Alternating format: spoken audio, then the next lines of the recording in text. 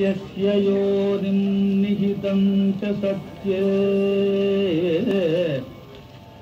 सत्यस्य सत्यं धृतसत्यनेत्रं सत्यात्मकं त्वां शरणं प्रपन्नः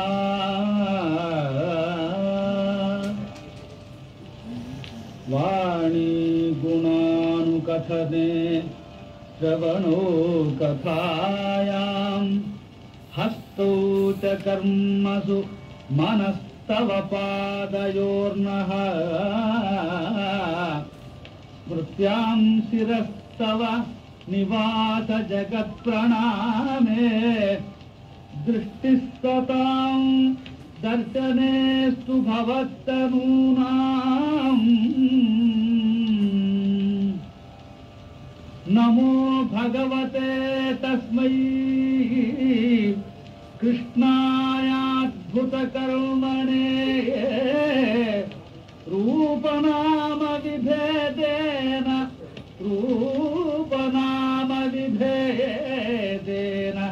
जगत्क्रीडति यो यतः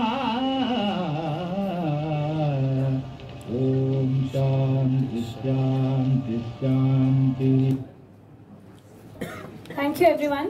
It's my pleasure to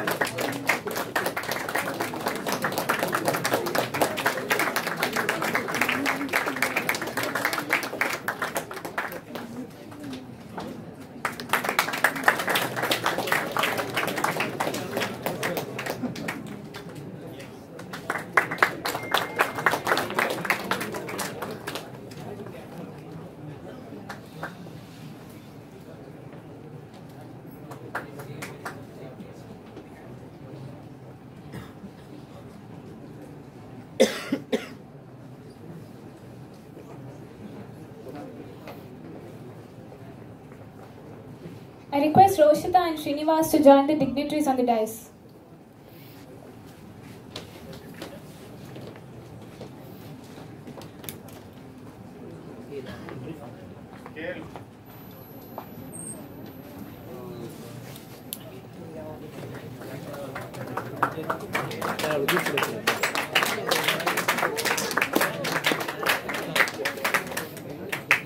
I now request Mithran to officially invite the chief guest of the day.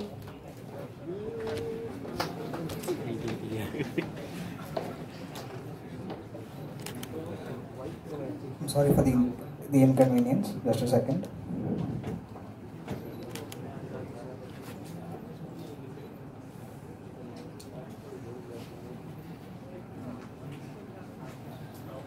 Thank you.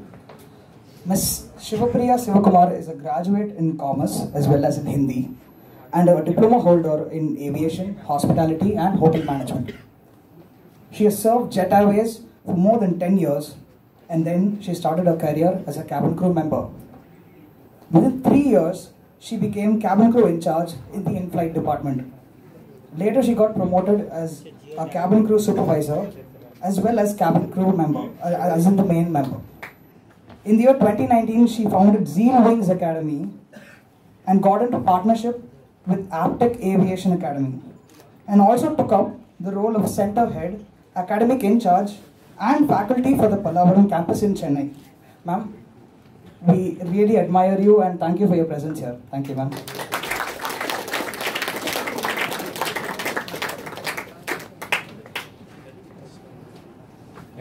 Thank you, Mithran. I now request Renuka ma'am to share a few memories with our chief guest. Thank you, Sasika. Very good evening to one and all present here. Learning builds creativity. Creativity leads to thinking. Thinking provides knowledge. and knowledge makes you great. With this inspiring quote of Dr. Abdul Kalam, I welcome everyone to the seminar Crescendo, the Career Guidance Series. With great honor and pleasure, I would like to welcome the speaker of the session, Mrs. Shivapriya Shivakumar. She was my friend, my classmate, and the founder of Zeal Wings Academy. Actually, she was my tutor in Sanskrit in my 12th board exam. I scored 192 out of 200. It's only because of her. So I mean to say, she is a very best tutor for the day. So I hope everyone can carry a bundle of knowledge on interview skills in today's session. I welcome you all once again. Thank you.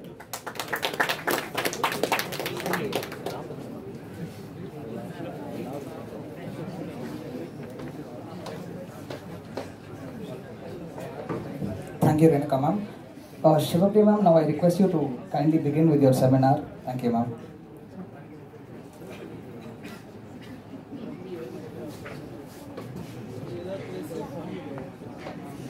I'm sorry for the inconvenience. Now I request our HOD to felicitate Madam Shivapriya Shivakumar. Thank you.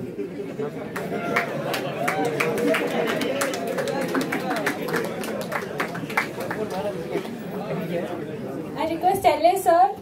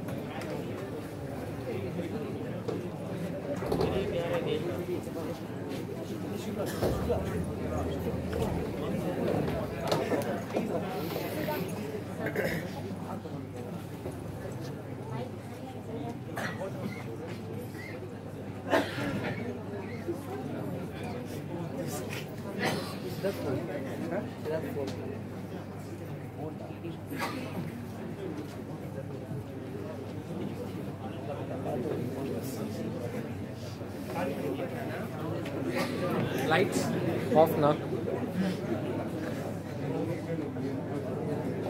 Srinivasan. Lights off. No lights off. Okay.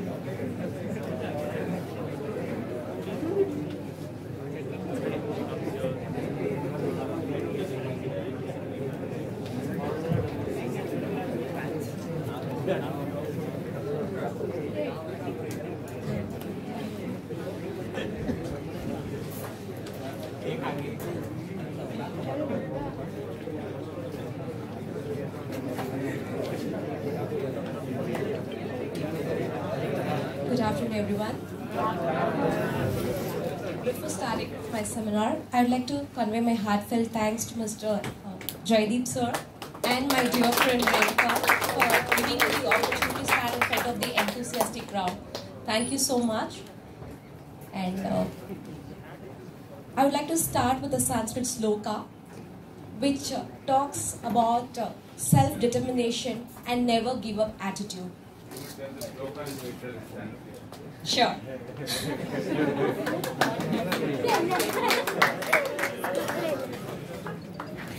This is something that I've studied when I was a kid. I remember this even today. This tells the importance of self-determination and the attitude of never give up no matter what, once you've taken up a task or whether you're dreaming big. So that's how I perceive this sloka. I'm sure it will be really helpful for everyone. This starts like this.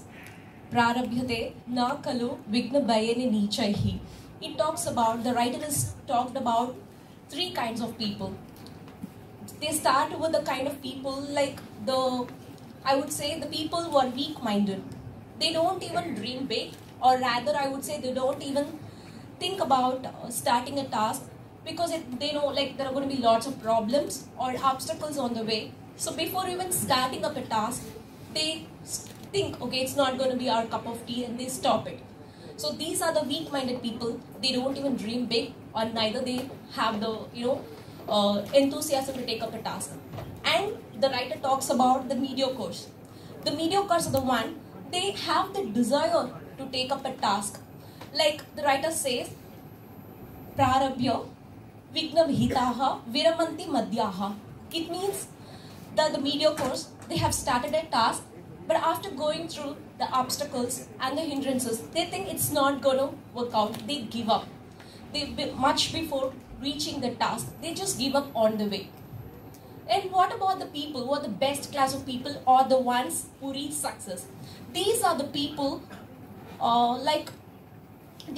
they start up a task, but they never give up. So the writer says like this, Vignahi punaha punarapi pratihanya manaha prarabdha muttamajanaha na parityajanti. It means they know there are going to be lots of problems in pursuing the dream, or once they've started up the task, they know they're going to have any number of failures or obstacles which is going to come on the way. But still, once they've started, they never give up. Come what may, until the time they reach success. No matter how many number of failures they go, doesn't matter, until the time they reach success, or until the time they finish the task. So this sloka actually tells the value of determination. Success is something that why everybody has got talents. Everybody, all of you guys, we all have our pluses, our negatives. Okay, none of us are like completely perfect. But why only certain people are able to achieve success and some people are not able to do it? The attitude that the author is saying here, like if you belong to the best class of people, the ones there are going to be like n number of problems in the real world. You have to face lots of obstacles. Dream big. Nothing should stop you from dreaming big. Start from dreaming big. Once you started, definitely you may or may not reach success immediately. It's going to take time, irrespective of it. It's not just for the interview. Today I have come here to talk about some skills and techniques for successfully clearing your interview. But interview is just one part of your life, where you're beginning your career. But much beyond interview, you have many other things to do. So let's start the day with the note that we will never give up. Once you have decided in life, ensure that until the time you complete the task, you should not give up. With that attitude, let's start. How to ace an interview like a boss? How many of you are looking for jobs right after completing your degree? Can you all raise your hand?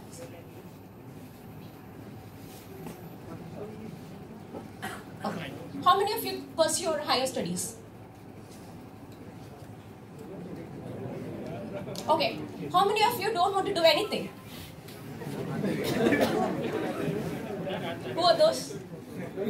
Yeah? Okay, already we have. I didn't see. Okay. Okay. Okay. Okay. That's good thing. Okay. If you've decided not to do anything, that's a great thing too.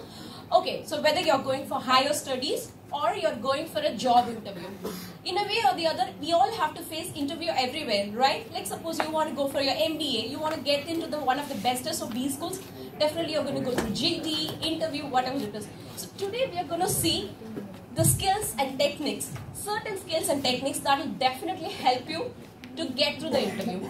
So let's see, shall we start? I'm only going to talk about two things. One, what you are going to do before going for an interview. And two, what you should be doing during the interview. That's it. Okay. This is something we don't like doing, right? How many of you like homework?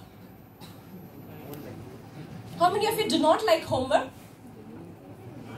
There are some people who neither like nor. There are some in-between people. Okay. Good. Okay. See, you're left. If you want to go for an interview without doing homework, definitely you can go. Nobody's going to stop. But you have like 100% better chances of getting through an interview if you do proper homework. So what is the homework that I'm talking about? So it's nothing to do with your interview actually. The first thing I'm starting is with setting up your goal right. Know what you really want to do. And the second thing is do a bit of research about the company. And third, read the job description that has been mentioned by the employer himself.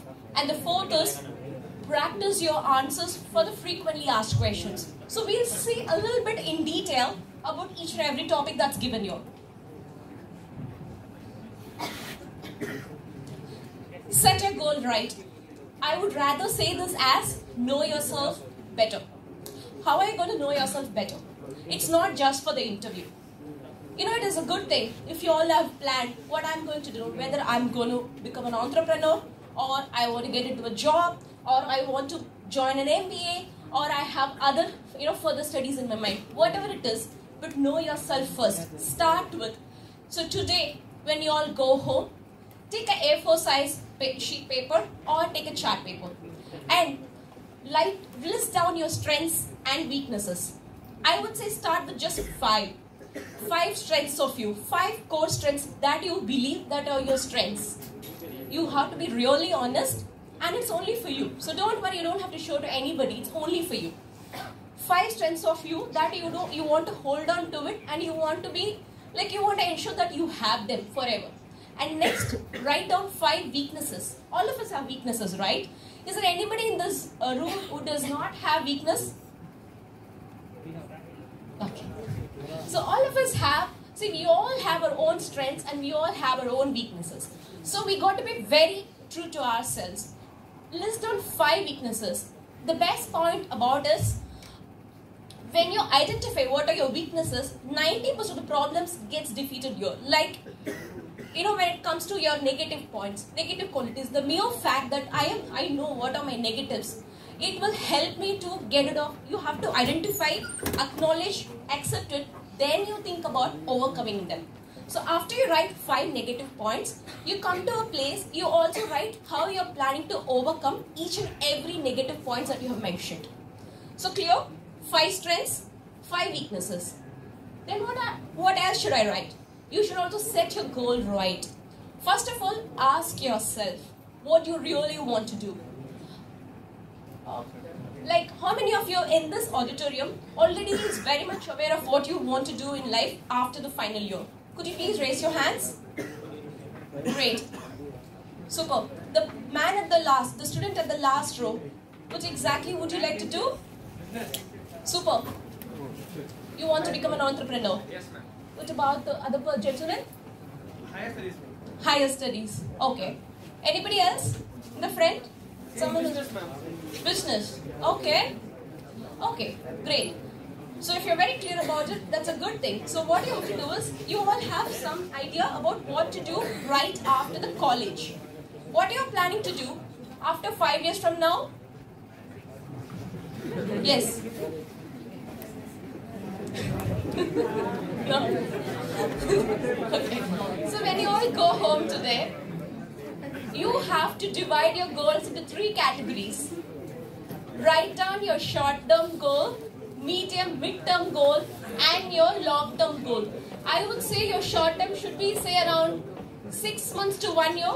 If you say I'm planning to become an entrepreneur or I want to join my father's business right after my college, you can put into your short-term goal. Or I want to get recruited, short-term goal. The next year I see myself in an MBA school, short-term goal. Medium-term goal, 5 years from now. Say you want to join a company as a junior executive, but 5 years from now you see yourself as a manager in the same position. Then you can say it's a medium-term goal. What about the long-term goal? Maybe 10 years down the line, I have other ideas. I want to go to an international corporate, or I want to go to another company, or I see myself in the level of a VP, or I should have started and established by myself, whatever. So please divide into 3 categories and know yourself really well. And it is also very important that you said you're going to do business, right? Could you please tell me the exact business name? Textile. Textiles, the name of the company. Name of the company, Sapna Textile. Sapna Textiles. Okay, someone wanted to join MBA, right? Someone wanted to go for higher studies. Who's that? Yeah, what exactly do you want to do?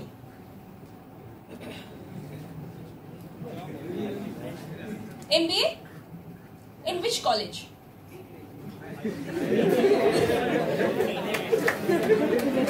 Okay. Okay. See, when we are setting our goals, it is also important that be specific. Suppose you won't believe, I want to share you the miracle that happened in my life. When I was a kid like you all, okay, kid, be happy. Okay. So when I was like kid like you all, I was sitting and writing a goal, and I wanted to be. Someone was telling me you have to be very specific. There are so many airlines in the world. Then I mentioned that I want to become a cabin crew with Jet Airways. Okay, it did happen exactly with Jet Airways, no other airline. Okay, so I definitely when you write down the name of the company if you're planning for a job, or if you're planning to become an entrepreneur, write down the industry where what you have chosen and the name that you have decided. Or you want to do an MBA, decide the B school as well. Please, nobody is stopping you. The B school may or may not give you admission, but nothing stops you from dreaming big, right? So please be specific when you mention your goals. If you mention a goal without being specific, no point, okay? So after you mention your strengths, your negative qualities or your weaknesses, and your goals, you know what you should do? You should paste it in the place where you see it very often, probably just beside the mirror where you see yourself every day. I hope this will work. So can we all do it today? Do it? No? Yes? Do I hear a yes for it? At least for the... Yes, ma'am. Yes, ma'am. Yes. Okay. Okay, next please. Okay, so how this is going to help in the interview? Definitely, we will see how it's going to help. Next, okay, now assume that you all are ready for your interview. And you're going to a company or a college, whether it's your college interview or it's going to be a company interview, you definitely have to do a bit of research about the company. You have to know the year in which it has been founded, who's the founder, chairman of the company, what are the industry they are in, for how many years they are there, and what are the awards and achievements they have done, what is their stock price, what are their future plans, everything you should know. All the details, anyways, you will easily get it. You definitely have to do a bit of research about the company before you go for each and every company's interview. Next, please. Okay, this is very simple. You don't have to do anything. You just need to see the job description that the employer has published. You just see the JD, read it 4 to 5 times. Definitely the employer is going to ask you a couple of questions. What do you know about a company? We saw that. You just do research. But they'll also ask you, what do you know about the roles and responsibilities of the position that you have applied? You have to mention. Like example here, someone is applying for the role of customer service and sales executive. They are saying you lead a team of sales associates, provide quality customer service, handle cash and card transactions. This is just an example. When you go through the JD 4 to 5 times, you will know what you exactly are going to do. And when the interviewer also wants to know whether you understood the roles and responsibilities of the job description. That's very important. Next. Okay, here comes the main point. You have to practice your FAQs before you prepare yourself for the interview. What are the FAQs? See, the question paper is out. If you all want, you can take a picture. You all know the questions already. Question paper is totally out, but how are you going to answer? Everybody, in every interview you go, without fail, people are going to ask you the first question. This is more scary than skydiving. You know why? When you are planning to do skydiving, you are like more scared. But when you go to an interview room and you see like 4 to 5 people are standing in front of you and asking you to introduce yourself. Sorry? Any question? Okay. So shall we see how we introduce ourselves? Self-introduction effectively? Yes? Okay. So there are no slides for it. I'm going to explain. Please keep your ears open. That's all. Okay? If you can register in your mind, that's more than enough. No need of any notes. Just remember. See, self-introduction can be divided into various parts. Okay? You start with your name. You put your highest education qualification. And you go on. If you have done any extracurricular activities or any other achievements you have done, you can add. And after that, you can put just 2 core strengths of you. 2 negative or 2 weaknesses of you and 2 hobbies. That's all. Okay, what are the mistakes people usually do and how do you start an introduction? You can start an introduction with your name, yes, but what are the, like you can say like I am Shivapriya, my name is Shivapriya, but what are the mistakes people do? Myself Shivapriya? No. I am Miss Shivapriya? No, don't give titles to you, don't start with myself. That is one point. Do you have to say your full name in introduction? Or just half name will do? Or some nickname that people call you at home, Laddu, whatever. Okay. So you have to tell your full name. Okay. I am Shivapriya Shivakumar. So that sounds, when you tell your name, please be proud, maintain eye contact and smile. That's all. Just starting with your name firmly. That would do. Next thing is starting with your education qualification. Which one do you say first? The recent one or the one which you've done earlier? The recent one, very correct. So you start with the education qualification with the recent one. When you do it, you have to start with, see if you have done BBA from DG Vaishnav. If you just say I have done BBA from DG Vaishnav, probably it's a mistake. You have to say the full form for BBA. I've done my degree in business administration. I've done my bachelor's in business administration. There are ways to say it. But or DG Vaishnav College is fine. Just saying DG College may not do. So full, if the college is a renowned one like DG Vaishnav College, you can tell the name definitely proudly. And next, you add if you have done any other certificate courses or any other achievements you've done, you can add it. What else? We start. After the education, it comes about your strengths. Earlier in the slide, we saw how we are true to ourselves and analyze our strengths. But when it comes to the interview, suppose, example, you applied for the job of customer service executive. And my strengths are, I have too many strengths, but I only have to pick up 2 strengths which are relevant to the job. Suppose I see I'm a very friendly person. Is it going to help me? Yes. What is the job role I'm going to apply? Customer service. So in that case, what I should be doing is, I think, whenever you start with your strengths, you should not sound very arrogant. You should not sound somebody who's not very confident about yourself as well. So start like, I think, I believe, I think that I am a very friendly person and I usually make friends easily. So hence, I should be a better role for a job like, so I should fit better for the role like customer service. So that's how you start. When it comes to, so just add 2 strengths of you, which will be suiting for the role. Next is 2 negative qualities of you. All of us have something or the other. Here you don't have to be very true to yours. Like you don't have to tell everything to the interviewer. You should be very careful when you're talking about your weaknesses. You should only tell those weaknesses which is not going to affect your job. For example, if I want to tell I'm a very emotional person, should I tell or not in an interview? Yes or no? Can I say? No. Why? That might affect the job. For customer service executive, because maybe being very emotional is something that definitely, so that might affect the job. So same thing, very good. So what we should do is, instead you have to pick up on those, like for example, I'm somebody who's a perfectionist. I want everything to be perfect.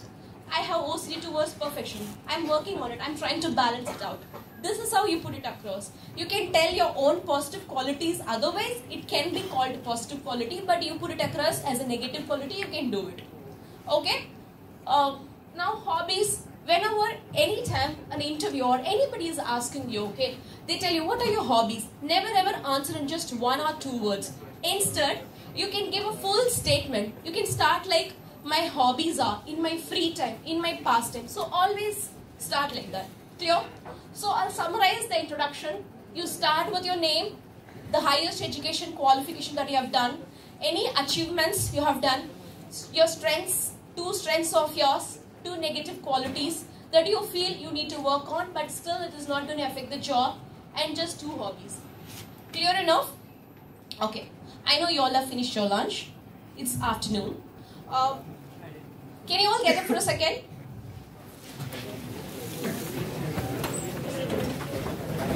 Just the students. Okay. Please be seated. Yeah, once again. Yeah, you can get up again. Please be seated again. Do you mind swapping your seat with your friend next to you? Okay. You can just swap. Just swap the seat for the person who's sitting next to you. Just change your seats. Swap it. I'll just give you 10 seconds. Swap the seats, please. Swapped. Okay, I can still monitor. I can still see who are the ones who have not swapped. This side, swapped. No. The other side. Swap your seats, please.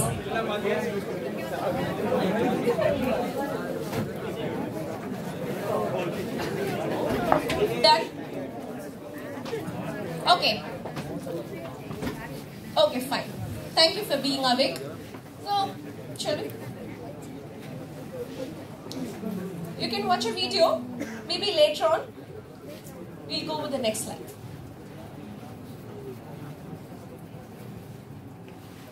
Okay.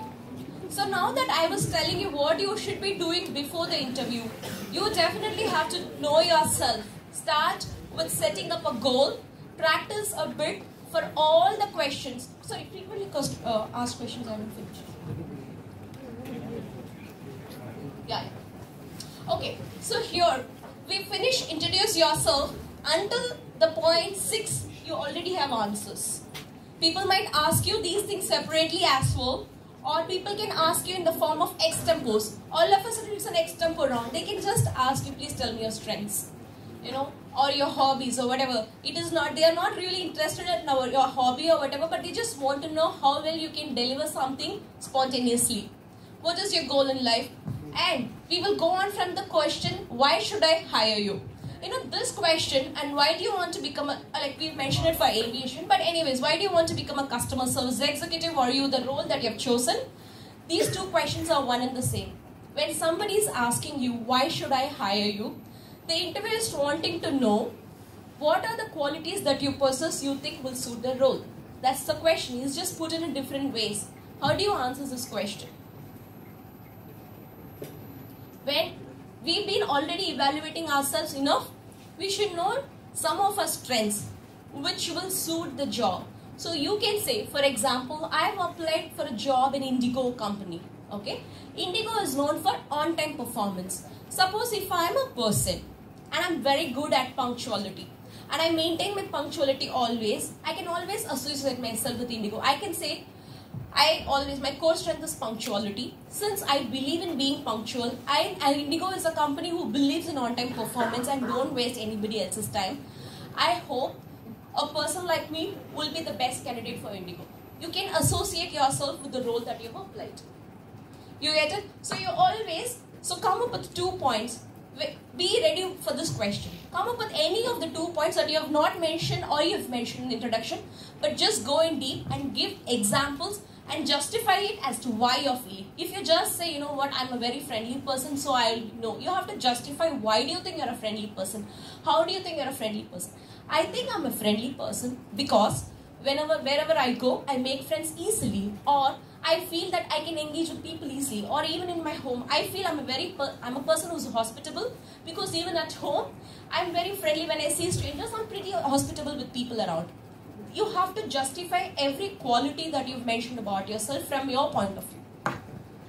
Next, why do you want to join our organization? This question, they want to say, why do you want to join a company? Why Indigo, or why any other company, TCS or CTS?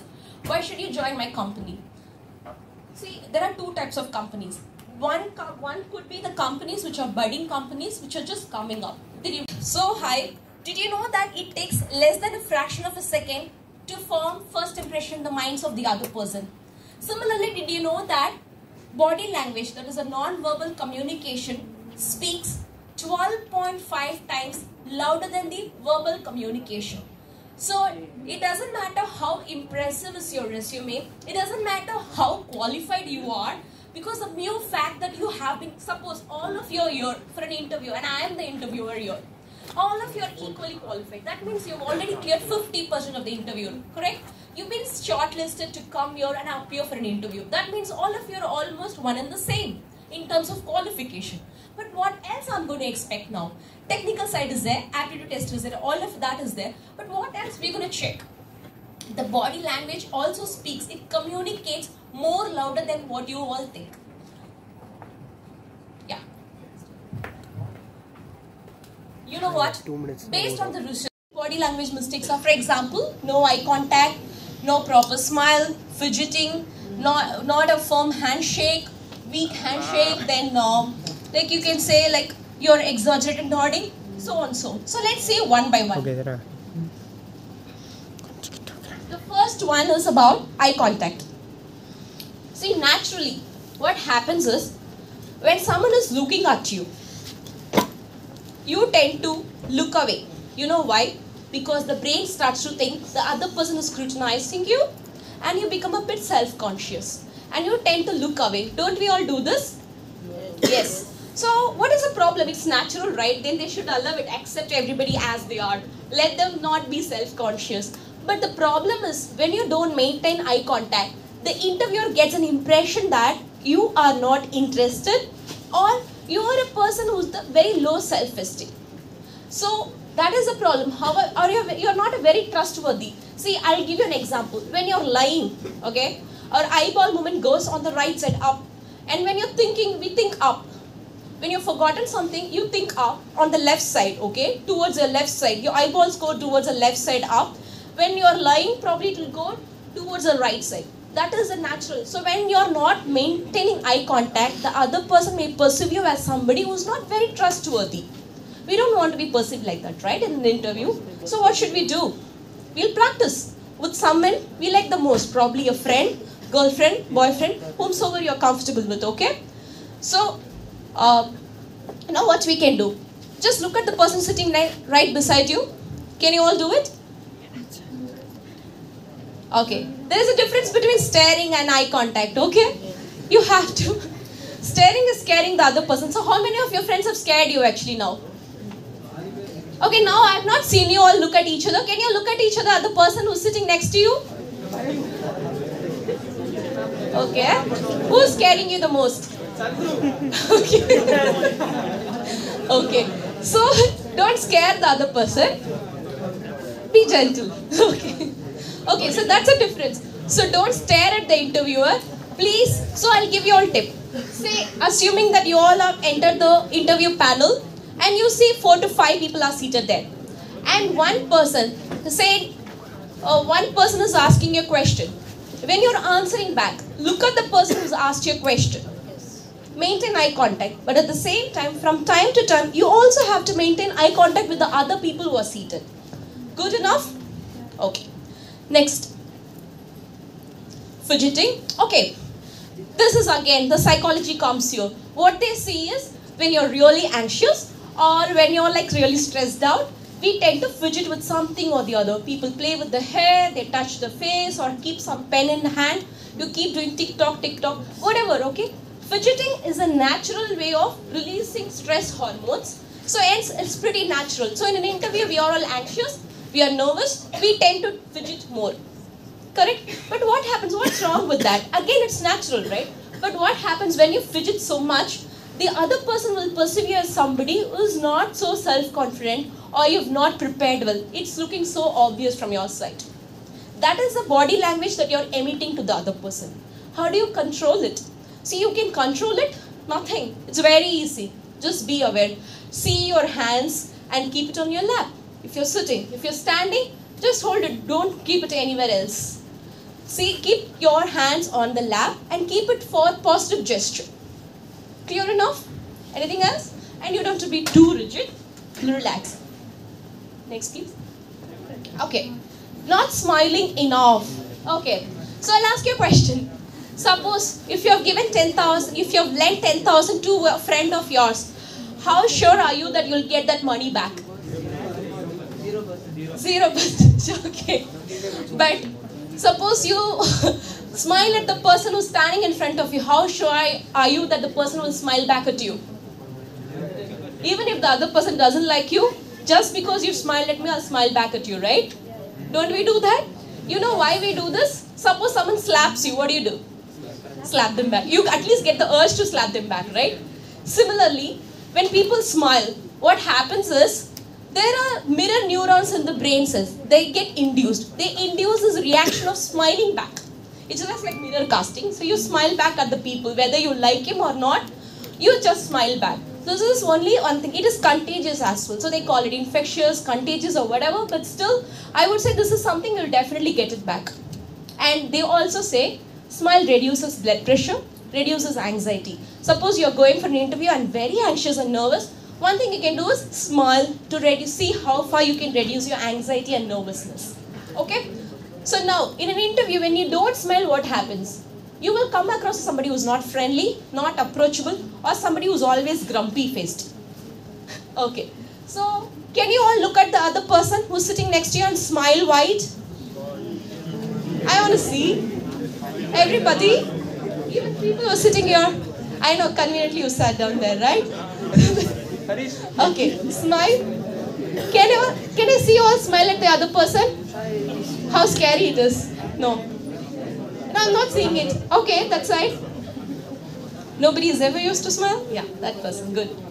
Good. So smiling reduces your anxiety and blood pressure, and that is the truth. Okay, so try it next time. And I want to give you a tip here. When you go for an interview, we are really nervous. Definitely you are going to forget to smile. 100%. How do you remember to smile now? How do you remember to smile now? There's only one tip that I want to tell you all. Smile at the beginning and smile at the end. In between, smile whenever it is appropriate. Don't smile when someone is asking a serious question. Okay? You might come across as somebody else. Smile appropriately. That would be great. So, with a smile, you come across as somebody who's very self-confident and you can probably impress that other person off the floor. Next. That's a video. We are not playing that now due to time constraint. Next, please. I'm sure you all have better smile than him. Okay, a weak handshake.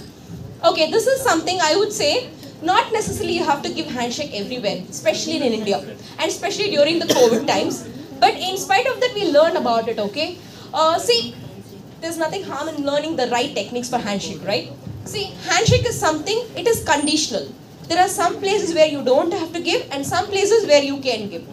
Especially, see, when you see, imagine that you've gone for an interview.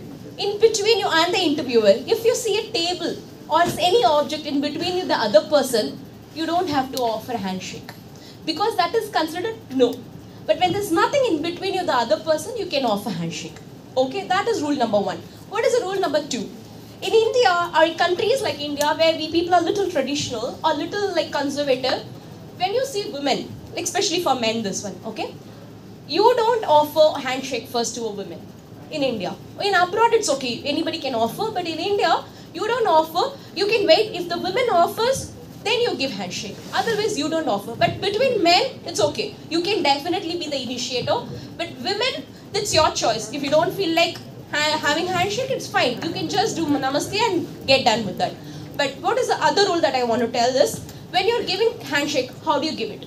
It has to be a firm handshake, not for too long, not too like shaky handshake. Like for example, a weak handshake. When you give your handshake, maintain eye contact, smile, then give shake 3 times, but ensure that you held the person firmly and not too tight, not too loose. Okay? And that shows your confidence level. When you give a very weak handshake, what the other person will perceive you as somebody who's not confident at all, 1. And in the handshake, I'll know it is not impressive at all. So we don't want to give a weak handshake, give a firm handshake, hold the hand, shake 3 times, complete hand holding. Okay? So now, whoever is sitting next to whomsoever, please turn to your partner, give a firm handshake. Yes. Is it a firm handshake on the other side? It's like Gadamekke handshake. I want to see firm handshake. Can anyone give me a firm handshake? Let me see. Anybody? Okay. Good. Appreciated. Anybody else? Have you all given handshake to your partner? Okay, cool. So can we go to the other slide? Okay, now slouching. See, slouching, what's the problem? It's so obvious. See, suppose I am the interviewer. I assume we'll change the reversal role. You are the interviewer and I am coming to your interview and I am slouching and walking, I'm not feeling. The moment you look at me, you know that I'm going to reject this person. Did you know that the moment you enter into the panel, within 90 seconds, the interviewer decides whether they're going to select you or not. Just it doesn't take more than 90 seconds at all. After 90 seconds, whatever you answer, it's all immaterial. The first 90 seconds decides whether you're going to get recruited or not going to get recruited. So here, slouching plays a vital role in you. So whenever you're sitting, you are standing, you should ensure that slouching is it indicates that you have a very low self-esteem about yourself. You're not prepared, you're not very confident about taking up the role. So I'll definitely doubt whether you're going to be suitable. So that's the problem. How do you fix it? Now all of you, plant your feet firmly on the floor. Sit up straight. How many times the teachers keep telling you, please sit straight. Okay, sit up straight. Okay, no crossed arms. Don't cross your arms. Okay, sit up straight. Arms on your armrest. Good. When you sit straight or stand straight, on its own, you start to feel a bit boosted. You start to feel a little more confident. Can you see all sitting straight up? No slouching. That side. Okay. Okay. No slouching? Okay, great. So, slouching is a big no in an interview. Can you see the next? Crossed arms. What's wrong with this? It's very comfortable, right? When you all cross your arms, you feel so comfortable and feel, okay, nobody should disturb me. What's the problem with this? When people cross arms, the other person perceives you as somebody, or the interviewer also will perceive you as somebody who doesn't like the other person's existence, or you just want to get done with the situation and move on. Or you're very defensive to yourself. You want to take comfort within your own self. Then why should we? That is the reason cross arm is considered as a negative body language. So you keep your arms open. Okay, there are certain things I will tell you. Cross arms is not okay. And what else? Okay, how do you avoid it? Be conscious. Don't do cross arms. That's all. Next, please. Exaggerated nodding. This is only from the listener's point of view, okay? Especially when you're the interviewee and I'm the interviewer. If you keep nodding, or if I am the lecturer and you're the one, or who are the audience, if you keep nodding, you know what? Then it could only mean two things. Either you have not understood, or you're not listening at all. Right? So when you do exaggerated nodding, like for everything, yes, yes. When you keep doing that, that is an indication, it's a clear indication that you're not actually listening or you've not understood. So how do we do it? When you're listening to someone, when they're asking a question or when they're telling something, you limit your nodding to once or twice whenever it's appropriate. But otherwise, suppose if you have not understood the question properly and you know the other person is an interviewer for your dream job, you can definitely ask, sorry, I didn't hear, could you please repeat it for me? Or I have not understood, could you please repeat it for me? That's it, it's as simple as that. So these are some of the 7 mistakes, that we should be avoiding in order to give an impressive body language. Good enough? Thank you. Next. Okay. So next time, when you go for your interview, smile a lot, sit up straight, and give a firm handshake. And you will give the bestest of first impression. Okay, we'll just go through the don'ts and do's. Before I go through the slide, I want to give you all a little bit of tips here and there, okay? Everybody thinks that the interview starts only when you meet the interviewer in person or when you get to see the interviewer. But I would tell you, the interview would have started the moment you enter the premises. The moment you enter, you have to be the same from the beginning to end. Your body language speaks, people do observe you. You see the coordinators there, you see whomsoever people are there, your fellow candidates. You have to be very polite and you have to smile, maintain, greet others, be polite. So that would be definitely be observed. Okay, so once you enter into the panel, first greet all the panel members. Start with the women first and greet the other persons. And before you sit, take up your chair, thank the interviewer and you take up your seat. Good enough? Sit comfortably, don't slouch, be inquisitive, be like, wait for the other person to ask questions, think, take a couple of breaths and be ready for the answers. Even if you don't know the answers, it's absolutely fine. Sorry, am I audible enough? So even if you don't know the answers, and it's absolutely fine to not know the answers, it's okay. Whatever you've prepared. But you sit with the confidence that you will be able to answer. You sit. What I want to tell you is, see, we all get nervous. Anything which is important in life, whether it's your interview or you're going to meet your love interest, whatever it is, we all tend to get nervous, right? How do we, get rid of it? See, the first thing is, you cannot get rid of it. You have to accept it. You have to accept that it is absolutely fine to be nervous. Second, I want to give you some tip. You all, before an interview or anything that important that you want to do, go to the restroom and take a couple of breaths. And you can try doing this. This definitely works. It's a trick. You just do this. 3 times you do this, then you will feel you are much more relaxed. Your palpitations will come down. Your rhythm will be normal a bit more. That will help you. Okay, so some of the don'ts in an interview in terms of body language. Do not droop. Don't have droopy eyes. Next, don't touch your hair or face. That's what we were talking about in fidgeting. Don't move too much. That means when I'm standing, the interviewer is asking you to give an introduction in front of a group of people. Should not be dancing. Don't move too much. Then don't fold arms, cross arms. They're saying. Don't stare at the interviewer, but ensure you maintain a proper eye contact. Don't look all around and try to judge. Keep things on your lap. If you're having your bags or files, where do you keep? Preferably, when you have your bags, try to minimize to carry only the folder or something. If you have too many extra bags, don't take it inside the interview panel. If you have a bag, keep it on your lap or keep it on the floor. Don't keep it on the table in front of the interviewer. Next, don't overdo application of deodorants and perfume. Suppose if you've not taken bath, don't do this. Okay, ensure that you take bath before the interview or any day for that matter. It's for the people around you. And don't appear overconfident. Don't do this at times.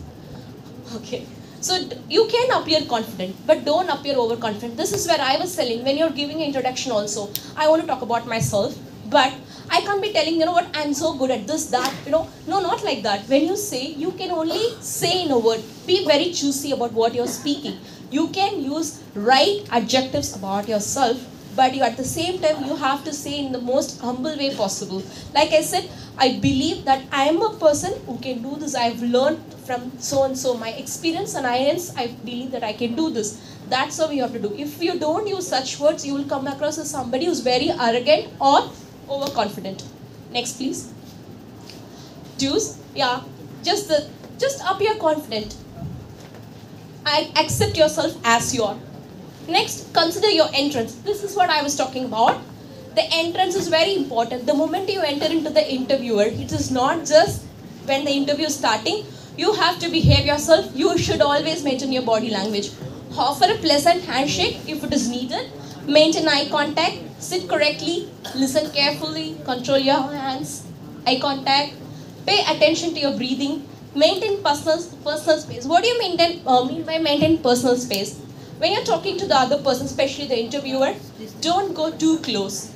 Don't be too far. You just be in a place where the other person can hear you. And smile. It is as simple as that.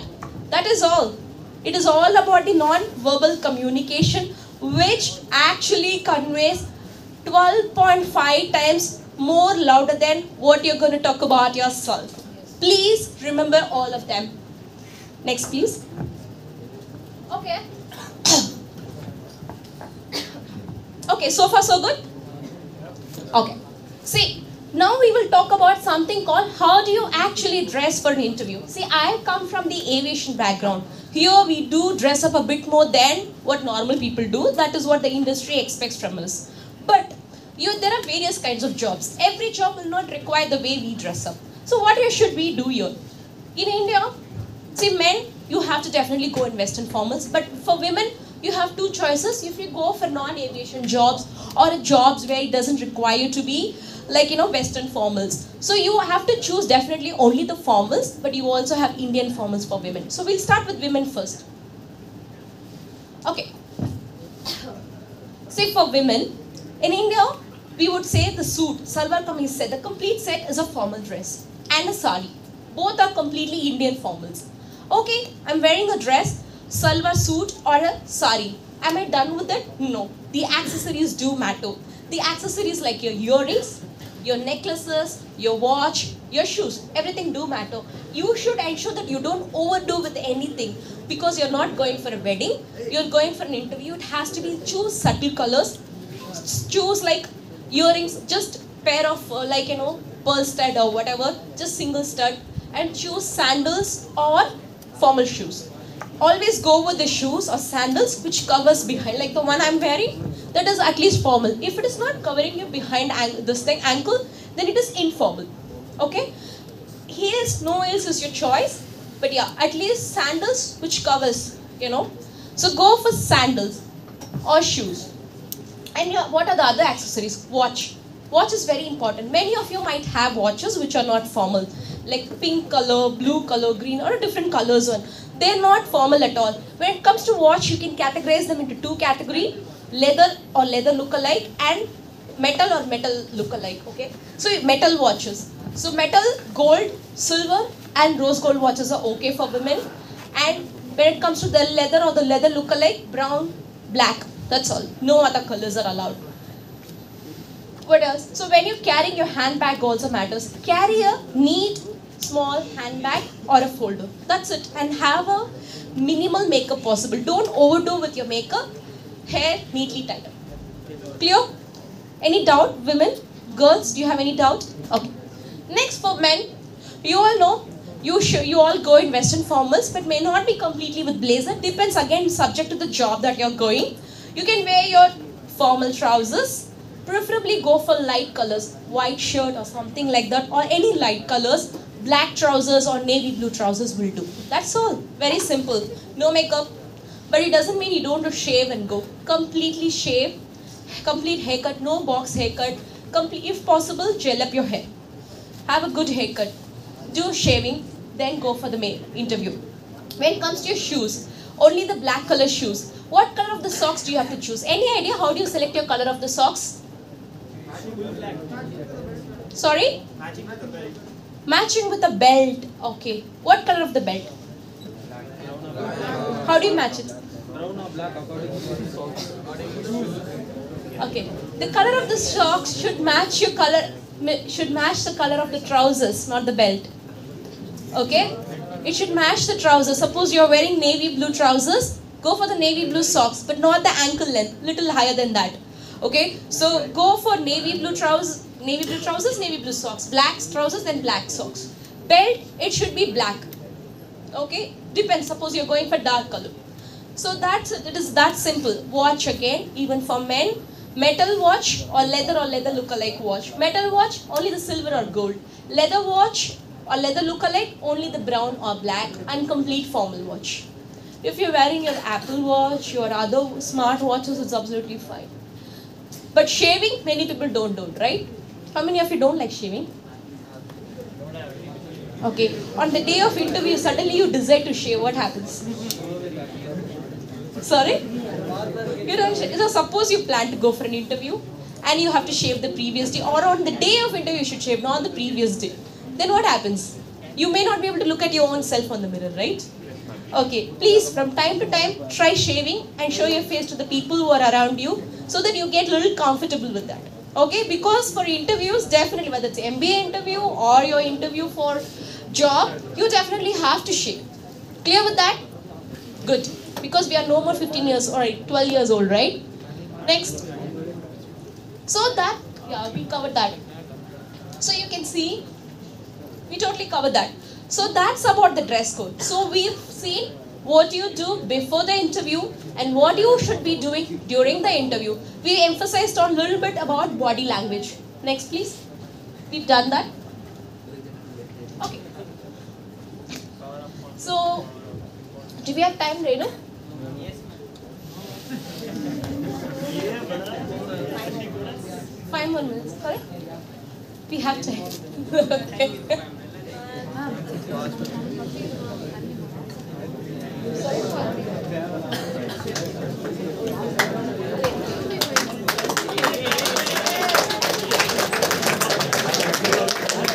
Yes, yes.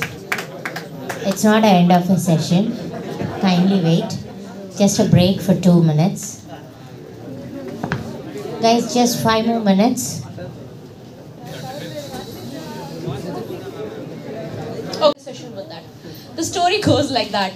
When I was a teenager, I was looking for jobs and I didn't know the value of confidence much. But there are some instances in my life that happened and made me realize the value of self-confidence. See, what happened was, I was preparing myself for the JRS interview because I told you all that that is what I wrote in my goal sheet and I only wanted JRS, nothing else. But before that, I kept going to other airlines just to see how good or bad, whatever, where I need to improve and all. And just 1 week before my JRS interview, I had Air Deccan interview. That was, you all watched Surya Potra movie? Some of you watched. So Air Deccan is one of the first, actually is the first low-cost, low-fare airline in India. So Air Deccan interview, I went for it. And I remember, I was good enough. I think so. Maybe I don't know. But what happened was, on that particular day, suddenly I had a pimple on my face. Now I started feeling very low about myself. And I was like, in the first round, the interview was telling that we are going to look at your grooming, your skin and your communication, so on, so. And this is going to be a GD round. I was like, I sat in a place where the interviewer will not be able to see me at all so that my pimple doesn't show to the interviewer. Otherwise, you will get to know my skin, right? But I didn't realize that the interviewer anyways will not know my existence. How would he even select me? Obviously, I was rejected, okay? I was not selected in the first round itself. Okay, fine, I flunked the interview. The next week was my JRS interview. Luckily, by then my pimple had gone off and I was more confident about my skin. Just one small pimple, no? That ruined my confidence so badly. It is not me, I don't know how I look. I am just thinking that I am looking good or whatever, but it is only my belief that makes me feel that I am like that. But that one pimple made me feel that I am not looking good enough for the job. And the next week when the pimple had gone, somebody came to me in the morning on the day of interview and the girl came and told me, probably the eye makeup is suiting you. I was like, she didn't tell what, but I just felt that one word of her made me feel really confident about the way. Today I decided I'm not going to hide my face from the interviewer. I definitely not going to hide because I'm confident today. It is not about the looks. It's not about how my nose is shaped. It's not about how I dressed up. Yeah, all that matters. But it is also about how I feel about myself. Probably I'm wearing the most expensive clothes. Probably I've done the most expensive procedures, in the cosmetic world to look the best of myself. But if I don't feel good enough about myself, there's no point in looking good also. Sometimes I've seen people who are literally the best of looking people or the best of people in communication, still they don't go through the interview or anything for that matter. You know why? There's only one difference. The level of confidence that you have about yourself. Not every day, maybe that day when I got through the interview, someone was telling me that the eye makeup was good. That gave me confidence to show my face. But not every day someone is going to come and tell me something or the other, right? And what does matter is, every time you have to motivate yourself, you have to tell yourself, you have to know your strengths, where you are actually good at, where you are not so good at, and how you're going to work on them. You are your best friend first. So not every time you're going to have someone or the other. If people are making negative comments, just think there are challenges in life and it's going to make you more stronger. The more you receive negative comments, the more you're going to become more stronger. With that note, the level of confidence about how you think of yourself matters more than actually how you look, more than how well actually you can communicate. I have seen people with not so good communication skills or not so good English still clearing the interview just because they know the level of confidence about themselves is much better than the people who have better command over the language. It's not about how good you know your language. It's not about how great you're looking. It's not about what are the ranks you've qualified, It is all about how you think of yourself. What is the level of confidence you have? With that note, you can ace any interview in life, not just interview. You can achieve great success in life. And I wish you, each and every one of you, a fantabulous career and great success. Okay?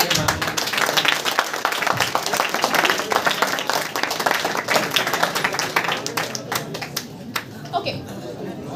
Now that you've heard of me, you all see, I started my career as a cabin crew, like the one, like the other student was talking about.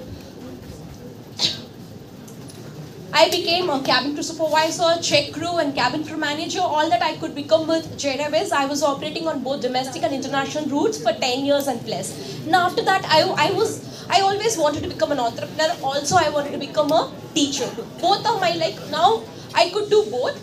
Okay, so it's like dream come true for me. We are running an institution called Zeal Wings Academy. We've been running this from the last 2 years. We also have a partnership with Aptech Aviation Academy. They are in the industry from the last 34 years. What do we do actually? In our institution, we take candidates who are interested to join aviation and airline industry. We train them for jobs like cabin crew, ground staff like ticketing reservation staff, load and trim staff, ramp supervisors, and you also have other airport terminal managers, airport terminal officers, air traffic controllers. These are some of the jobs that we train. We can divide our program into two categories. Like 50% of our program is based on employment enhancement. Interview skill is just one part of it. We have other classes like personality development, communication presentation, grooming classes. All of that is part of the program. And we also take classes on in-depth knowledge in aviation, and we take this. Aviation is one of the few places where with minimum education qualification, you can reach higher position, provided that you have the capability for it. Especially in terms of communication, in terms of personality. If you just, groom yourself a bit, you can do well in aviation and you can build a very good career. And, okay, so I want to end this session with a video on Power of Attitude. This is my favorite. You can watch it. And with that, the session will be ending. So if you are interested to join aviation, if you want to take up and if you want to explore opportunities in aviation, you can contact our team. Ms. Noorjahan and Nisha are there. You can contact them, okay? And Ms. Renuka also will help you with the details if you need anything further. Thank you, guys.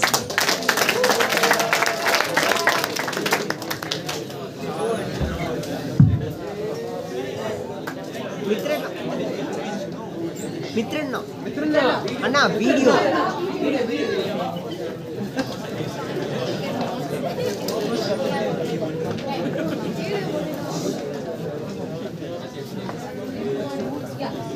There are only two animals on the planet that the Creator identified himself with. The first one is the eagle. The eagle. And the second animal is the lion. And when I identified those two animals as his favorite to identify himself with, I recognized I better study these two animals, because if he is the leader of the universe and I want to be a leader on earth, I better find out the nature of these animals and also the attitude of these animals. And I discovered that both of them are the kings of their domain. The eagle is the king of the bird kingdom, and the lion is the king of the animal kingdom.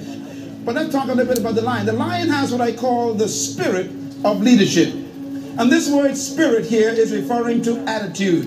Everybody say attitude.